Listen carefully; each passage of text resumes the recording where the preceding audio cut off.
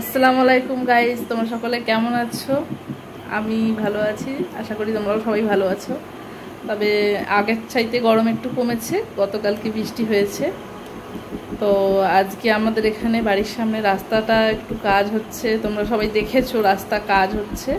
তো আজকে সেই রাস্তাটা ঢালাই হবে, তোমরা সবাই সাথে থাকো। আর যারা আমার ইউটিউব চ্যানেল সাবস্ক্রাইব করোনি অবশ্যই সাবস্ক্রাইব করে দাও। তোমরা সাথে থাকো, দেখতে থাকো। শরবত বানানো হচ্ছে, আমার মা বানিয়ে দিচ্ছে, কারণ আমার মা এই শরবতটা বেশি ভালো বানাতে পারে।